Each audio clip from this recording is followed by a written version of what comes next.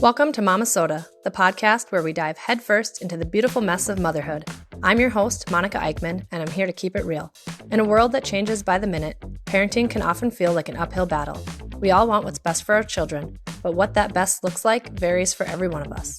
Momma-Sota is your passport to the unfiltered, unapologetic world of mommy. No perfectly edited snapshots or unattainable ideals here. We're here to share the ups and downs, the triumphs and tantrums, the mess and the beauty of being a mom. Join me as we explore the raw and authentic side of parenting. This is your safe space to vent, laugh, and learn as we navigate the unpredictable journey of raising strong, capable, and independent children for the future. Hey mamas, welcome to today's episode of Momma-Sota. Of course, it's me, your host, Monica Eickman. I'm a stay-at-home mom of 3 spunky kiddos that are my whole world. When I think about what things shape my parenting style and who I am as a mother, I wouldn't initially think of finances and money management. But thinking about it deeper, I realize money is at the root of so many things we provide for our children and even contributes to stress levels that shape our moods and thus our patience and interactions. Joining us today is special guest Lindsey Konchar. She is a financial therapist who merges behavioral therapy with financial coaching to help mamas live the life they dream of. Welcome, Lindsey, and thank you so much for joining us today. Thank you so much for having me. I'm happy to be here. Well, I'm excited to dive into this topic with you because, like I said, I've never really thought of money as a contribution to who I am as a mother. But before we do, tell us more about you and your family. Yeah, so I am a mama of 2. I have a 3.5-year-old as of yesterday. That half is very important. And a 16-month-old. So I'm in, 2 toddlers and life is crazy. Yeah, you're right in the throes of it. Yeah. So share with us your background in financial therapy and coaching, and then what led you to merge behavioral therapy with financial coaching. Yeah. So I have been actually a licensed therapist for a 5-ish, almost 5 years now. Yeah. And I have to think about it. And so I also have been really interested in my own financial wellness journey for over 8 years. My husband and I, really early on, actually, in our relationship, I just knew that coming from, my background, my money story, I was like, I don't want finances to divide us. I want them to unite us. And I think that's a really big indicator of how relationships go. And so we've kind of been doing our own thing for 8 years. And then just over a year ago, I heard the term financial therapist, which I had never known was a thing. And I was listening to an audiobook at the time. I pressed pause on the audiobook, totally unrelated to therapy and to finances, but it came up and I was like, oh my gosh, I need to go home and Google everything there is to know about being a financial therapist because that sounds right up my alley. I've always loved numbers. I've always loved, attaching our goals, our life goals to, and reverse engineering it to figure out how we can use money as a vehicle to, live the life that we want to live. And when I realized that I was in fact qualified as a licensed therapist to become a financial therapist, I bought the certification program. I went through and became a certified financial social worker, and the rest is history. Now that's what I do, and I absolutely love it. So how does financial therapy differ from traditional financial coaching or counseling? Yeah, many financial coaches are very heavy on the numbers. And so I truly, in my heart of hearts, believe that every single decision that you make, every single financial decision that you make, every purchase has a financial component to it, right? We are always after a feeling. And once you start peeling back the layers, that becomes very, very true. So even something as small as getting a coffee out while you're, doing your Target run or something, you are wanting to feel satisfied. You're wanting to feel, right? There's some sort of emotion there that you're after. If you are paying for your mortgage or for your rent, right? Hopefully you're feeling proud that you get to put a roof over your family's head. So there's always some sort of feeling attached to it. And what I'm helping, my clients on is really attuning to how their financial intentionality or mindlessness really impacts their living and how the emotions play a big role in impulse spending, right? In their savings behavior or investing behavior, all that kind of stuff. And so it's really leaning into some of that behavioral therapy approaches, talking about the emotions, talking about the behaviors, talking about the habits, as well as then attaching it to the financial coaching piece. Of course, getting into the numbers is really important, and we do that, and then we kind of can adjust habits and behaviors as necessary as we move through some of that. So you're looking at more of, like you said, that feeling component to get at the why versus just like the budget side of things?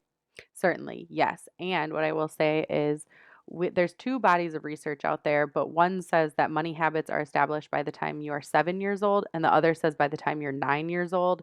I comfortably say by the time you're 10 years old, your money habits are established. So, another thing that I do is really look back at not only presently, like what's going on now, why do you feel like I always hear I'm bad with money? Like, why do you feel like that? But then what happened kind of in your upbringing? What did you see? What did you not see? What did you hear? What did you not hear? And how is that impacting your behaviors now? And there's a lot of patterns and a lot of connections that we can make with how we were raised around money to how we are kind of acting with money now. So that's interesting, I guess, because I would have never, and you're saying by, like you said, by 7 to 9 or by, 10 years old, which means that that's the stuff your parents are talking about before you're 7, 8, 9, 10. My oldest son is 6.5. So that's, like you said, that's incredible to think that like we, as parents, I might have be done teaching him what his money habits. Do you address, when you're working with clients, then do you address with them how they are talking about money with their children then? Oh yeah. Oh yeah. That's a big for families, that is a big, big goal that we establish. So the way I kind of move through things again, presently talk about like what's going on, give me the nitty-gritty, right? Then go back in history as far as how did you grow up around money? A lot of times I'm working with partners, right? How did each partner grow up around money? A lot comes out of that is like, oh wow, I didn't know that that happened to you, or I didn't know that experience. And then we move into goal setting. And that's the really fun part. And I call those your North Stars, your guiding lights, right? To how you really want to live your life intentionally and not have all these outside pressures put on you. And what I hear from families all the time is, well, I really want to be able to teach my kids about money and set them up for success, or have generational wealth in our family. How do I do that? And a lot of it is really understanding and educating yourself first about how to do that, right? Because you probably didn't have, your parents probably weren't talking too much about money, or you didn't have it in traditional education, and so there's so much shame and guilt wrapped up into like what we don't know because we never learned it. And how are you supposed to teach your kids something that's that you've never learned yourself? So it's really understanding the language for you and then transferring that to your kids. Yeah, because I look at it, like you said, as far as formal education, like currently in first grade at 6.5, my son is in the money unit, but that's just learning like 5 pennies equal 1 nickel, like, Right. Yeah. and so they're starting to grasp the value, but that still doesn't attach the fact that like $1 is not going to buy you a television or. And then Totally. I also look at it as I want to teach him, like you said, financial responsibility so that he's respectful of like the property we purchase him, that it's not just this tablet is, junk and garbage and you can treat it bad because it costs money, but then also like maintain that innocence and not make them so much pressure, I guess, and so much focus on money because that's, my job as a parent to provide for them. So that's an interesting balance, I guess. It is. It's hard. And that's actually one of the things my husband and I so often talk about is not that I don't want to have nice things, but we have very young kids and I don't want to buy something that I'm going to feel so much pressure that if they drop a snack or spill some juice on it or something, that I'm going to feel anger towards them for not taking care of things, right? Like so being really intentional about how, like, okay, oh, you spilled, like, that happens, no big deal, right? Let's just go clean it up. And then, like, the behavior that I'm hoping to instill in them is like, again, we take care of the things that we have, but I don't ever, because I felt that when I was growing up, was like, if I were to make a mistake or scratch our leather couch, it was like, like, don't do that. That's so bad. And I was just like, oh my God, so there's so Right. much of like how we were, again, brought up that impacts how we move through the world with our things, with our material items. And also, a big thing we care about is like, I want more time with my kids versus giving them stuff all the time, right? So, like, especially around the holidays, like, we're really interested in like going to light shows or going up to Bentleyville. That's something we really, really are excited about. And we've really been intentional on pulling back on like the gift giving Yep. versus like the experience thing. So, and how to talk about that with your partner in front of your kids, right, is really important. So they're involved in the decision making. It's not like mommy and daddy are just having conversations behind closed doors and the kids are never involved in what we're doing or where we're going. So lots of different ways to go about it. I was to say, I like that with the experience versus like the material with either one. I mean, there still can be a financial obligation with those. So like you said, you can still have those conversations of, we're going to do this experience, but here's where, that money component still comes into there. Absolutely. Yeah. We talk a lot in priorities, right? So if our kids are wanting a toy at the store, mostly my 3-year-old, my son doesn't really care. But my 3-year-old, if she's like, Mommy, can we have this? I'll say, Oh, honey, we're not prioritizing that today. We're prioritizing saving for our trip to Texas. And, you know, that's so we're going to put money in our savings account for that instead. And teaching them that, to your point, a dollar is not $1 can buy one thing. It can't buy multiple things necessarily. So choosing where that dollar is going to go and talking to her about how we've come up with that decision. I would say even what you just said, I love that verbiage of the priority, because I think so often you hear, and I know I catch myself saying it sometimes too, is just like, oh, we can't afford that right now. And it's not that we can't afford it. It's just not where we want to spend the money. And so I think that word like can't afford is more, probably with the therapy that you're talking about, more of a detrimental word in describing the money versus that's just not where the priority is for that money.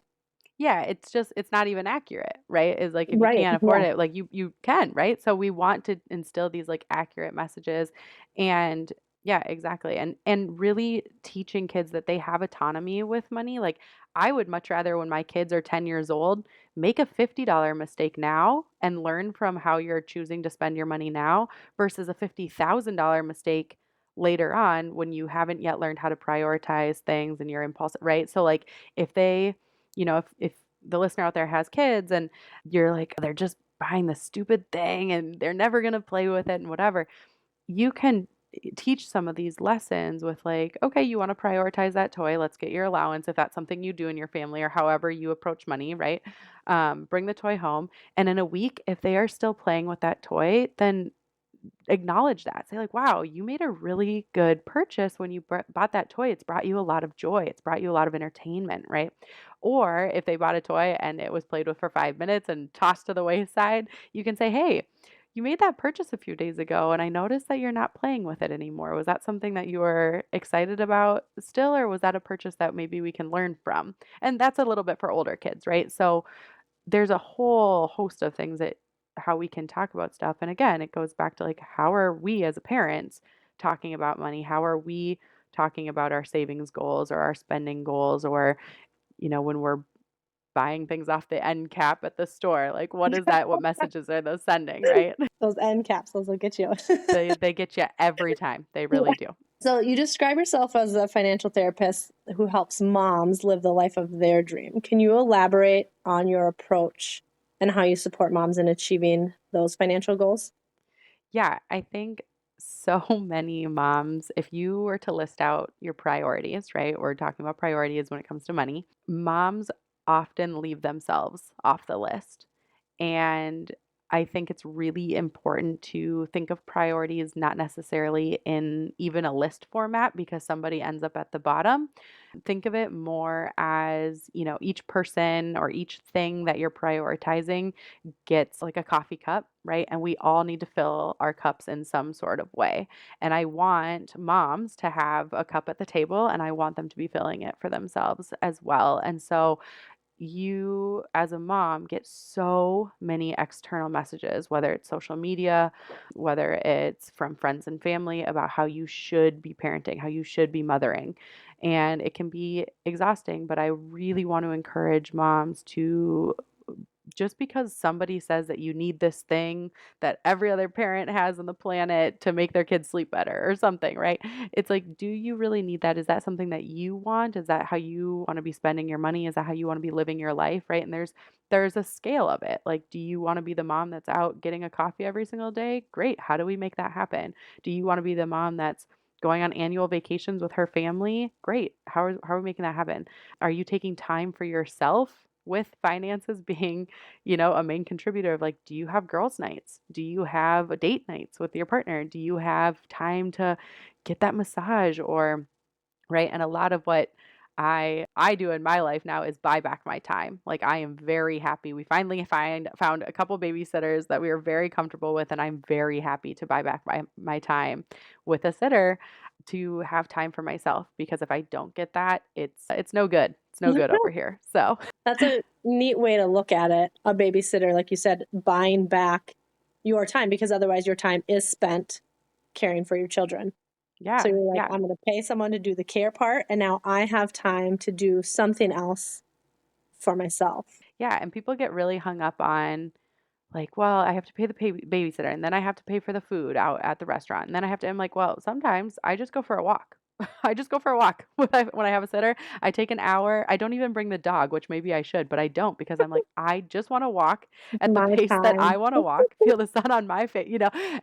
And that to me is worth the $20 that I spent on that sitter for the hour, because it feels so good to take care of me and my mental health and my physical health, and using my financial health, right, to do those things. And moms and everyone has really three currencies, right? We have money, we have time, and we have our energy. And it's really about balancing out how we want to use those three currencies to be living, a generally a happy life, right? Yeah, and I would say that comes into, you talk about financial self-care as a term that you use. Give us kind of how you would define that, and then practical ways we can practice financial self-care in our daily lives. Yeah. So that's a great question. I really want to make the mindset shift that you are in a relationship with money. And when I say that, people always like snicker. They're like, what does that even mean? But if you think about it, you are now in a relationship with money, just as you are in a relationship with your partner, just as you have other relationships, friendships, right? All of those are relationships. And you have to nurture every relationship that you are in. Your mother-daughter, your mother-son relationship. You are nurturing that relationship, right? You are spending time on it, you are putting care into it. And so when you reframe things into now you are in a relationship with money, now you need to nurture that relationship. That means taking yourself on money dates, right? So one of the things that I do monthly is I take myself or my husband comes along on our money date. And that just means we're setting the environment, right? Environment is very important for this. So make it a cozy space, grab your coffee or your glass of wine or your water, whatever, and really be in a clean, comfortable area, right? Clean it up a little bit and look at your numbers. A really great way to start this, if you've never taken yourself on a money date before, is brainstorm goals. It is so simple to, like, that's really, until you have direction, until you have those North Stars, you're not going to know how to guide yourself through any of this. So you really need to know, what do I want to accomplish? If you're in credit card debt, maybe that's number one. I want to get out of this debt cycle, right? I hear that from moms a lot. Or I want to retire at some point. I don't even know anything about it, but I know that I want to. Just write that goal down. I want to take a trip to wherever. I want to try this new restaurant. It's been on my heart for a year and I haven't made it happen. Just write down your goals. That's a money date, because eventually then the numbers come into play, right?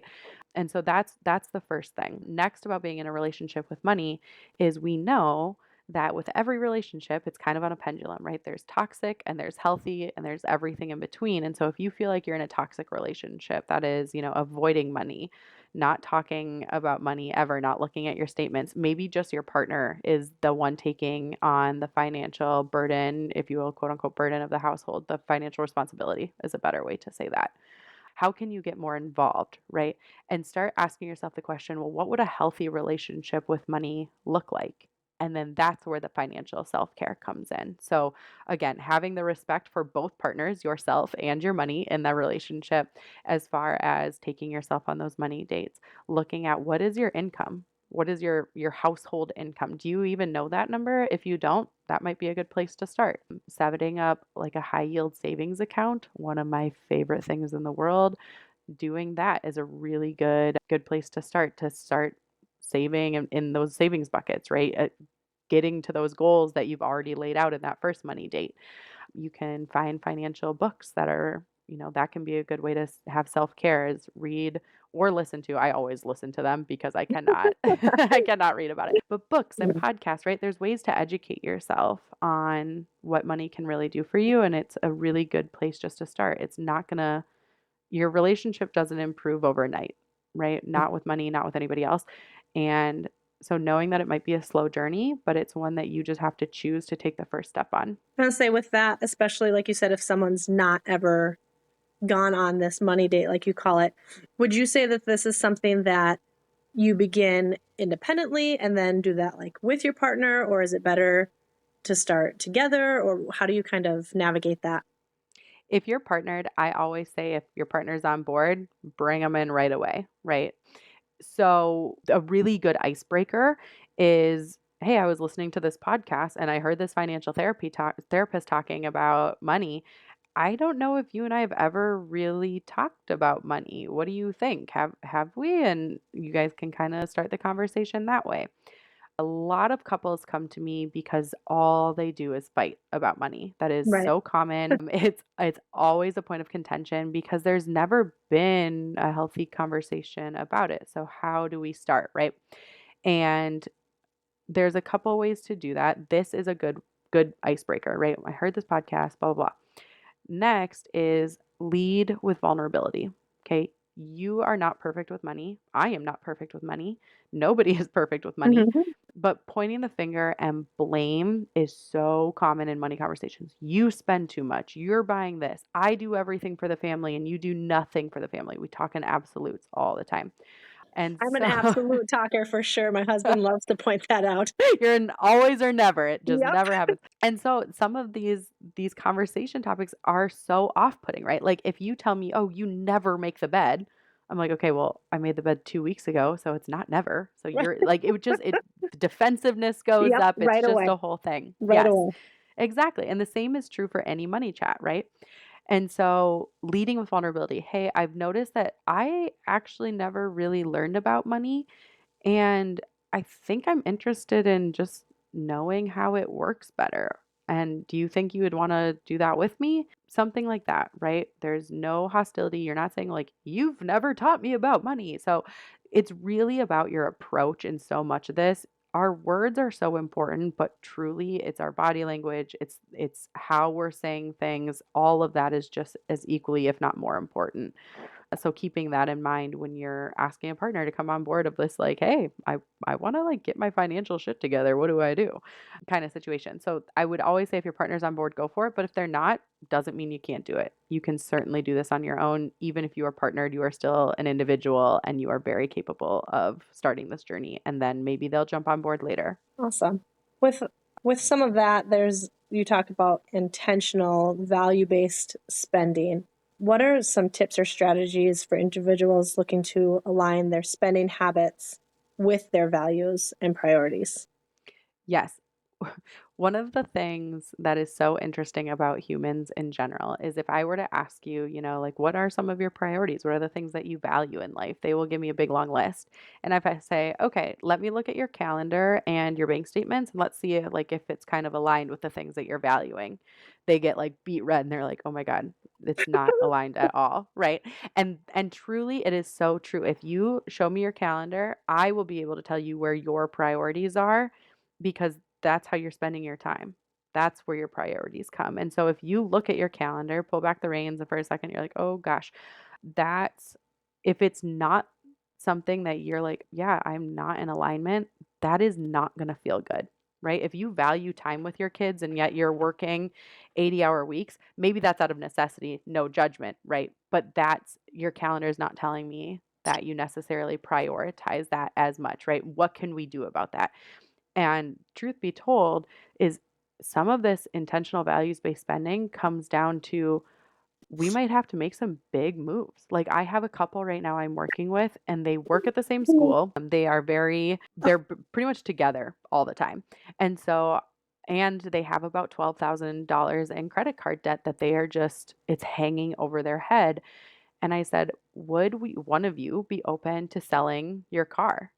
And it would wipe away the credit card debt. It would actually get you even a little bit ahead, but there's some real limitations that come with that. Now, it is not my job to tell you what to do. It is my job to explore your options with you. They could have Right. told me, hard no, we both need our cars. This is the reason, whatever. And when we really broke it down and they thought about it more and they thought how suffocated they feel in their individual situation by this debt and how frequently they're together and where they go and the shopping that they really were like, we could be a one car family for a year and it could work for us. We could easily do that and they were willing to. They're actively looking to sell their car. So some of it is not like the $5 questions of like, ooh, should I get the organic berries today or should I get the regular ones? It's the bigger questions, right? About how can we make these bigger shifts into finding our way into our North Stars. Yeah, and I would say I think that's a big one actually when you say look at your calendar, because even as soon as you said that, not even thinking about like the money piece of it, but just the time piece of it. When I say, oh, I don't have time for this or I don't have time for that, and again, if looking at my calendar, do I not have time for that, or did I choose to spend my time somewhere else? Hmm. And like you said, if that is a priority, well, then what change can I make? Yeah. Yeah, exactly. And it takes practice. It's not like, and again, those end caps, like we talked about before, they get you every time. Amazon one click to buy option. I am like a big advocate for get rid of Amazon Prime. People are like, oh my gosh, she's crazy. I'm like, no, it's truly the best because we are so susceptible to impulse purchases on having such like, so I'm a big person. I love having convenient things, right? Like I am never going to be the mom that makes my own applesauce. I am going to buy the pouches and feed 12 of them to my kid a day. And I'm happy to do it, right? It's convenient, it's easy, they like it. I'm good for it.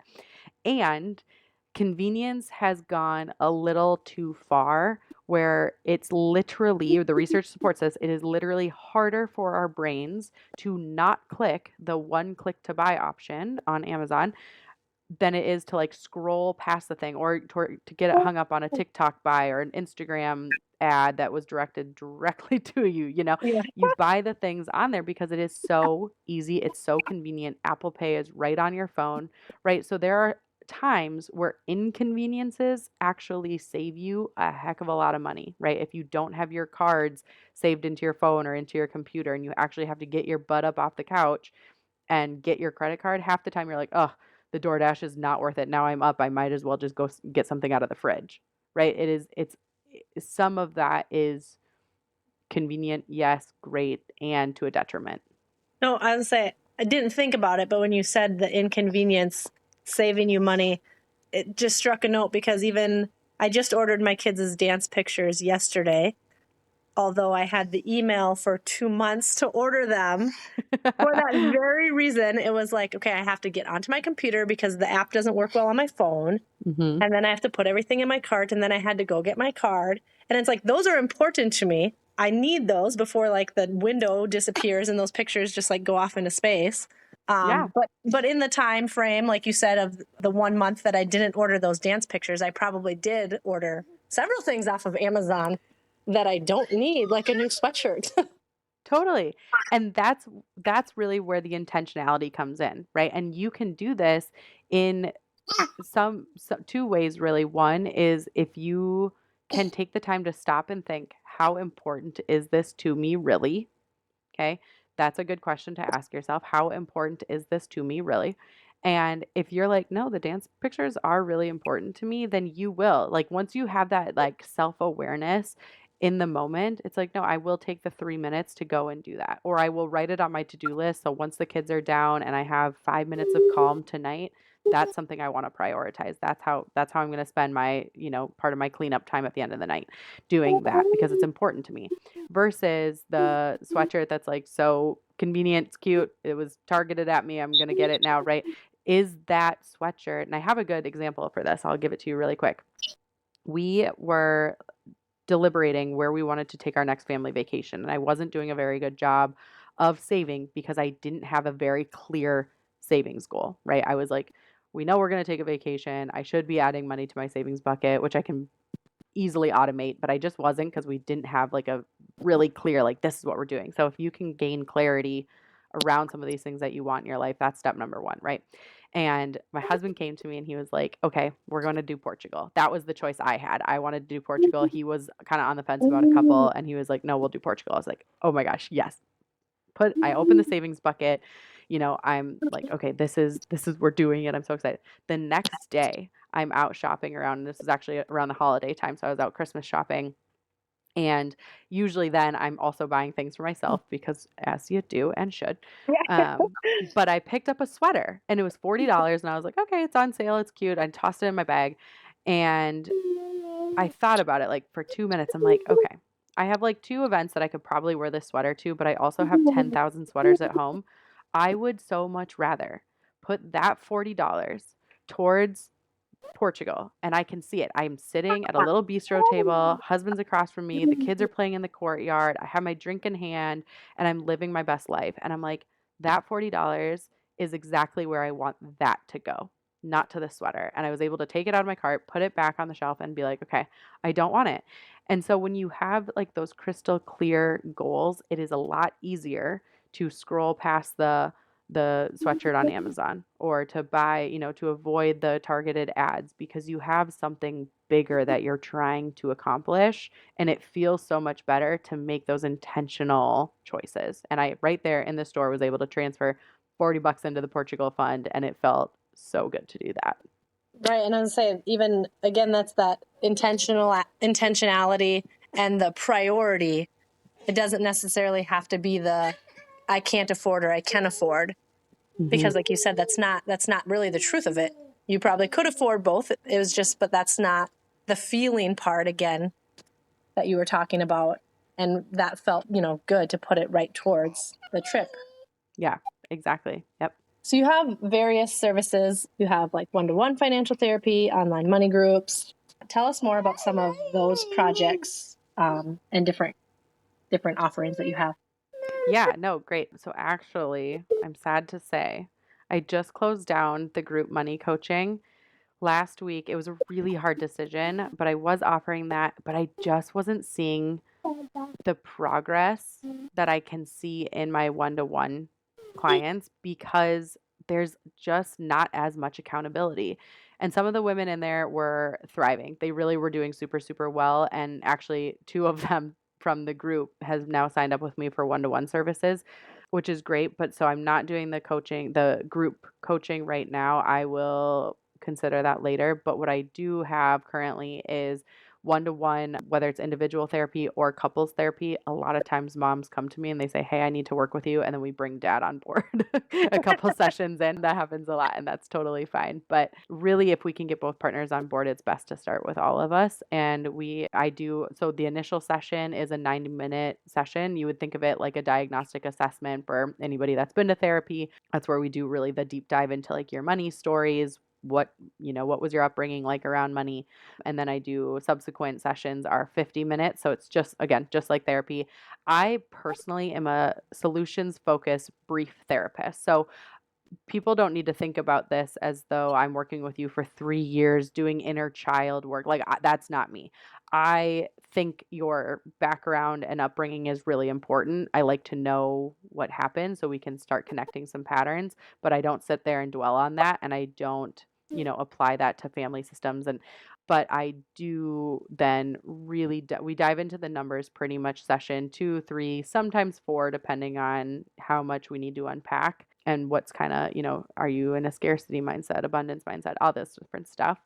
And usually I work with people for about 10 sessions and you're kind of free to do what you want. And my door is always open to come back and do a tune up. few months later, and that seems to work really, really well for people. So that's my primary offer kind of right now. And then, but you can always check out my website. There's a lot of free resources on there. I have a investing for beginners guide that is geared exactly towards moms, and I've gotten very, very good feedback on it. Totally free PDF. So yeah. So, how specifically, like you said, you've got the investing geared towards moms. Mhm. How are you specifically empowering moms to take control of their finances and achieve that financial independence or stability? There's it's a loaded question because historically speaking, women have not had as much access to money, right? We know that women weren't even allowed a credit line in their own name, a credit card in their own name until 1974. So there's a lot of historical stuff sometimes to unpack there. Also, it feels really good to have confidence and clarity in your finances and to be a part of that journey. And so I think that's step number one. So often moms come to me and they say, I really want a 529 plan for my kids. I heard about this thing. I want a 529 plan. What do I do? I'm like, okay, cool. How are you investing for yourself? And they'll say, well, I'm not. I'm like, okay. So step number one is you want to set your kids up for success, then you need to start setting yourself up for success, because the last thing that you want when you are 60, 70, 80 years old is to become a burden on your children, especially financially. And so we need to start setting you up first. And that feels like a huge weight lifted off of mom's shoulders. Like no mom wants to be a burden to their child, right? And so really doing that as soon as possible is the best way to kind of get you in a good financial spot to help your kids get them into a good financial spot, right?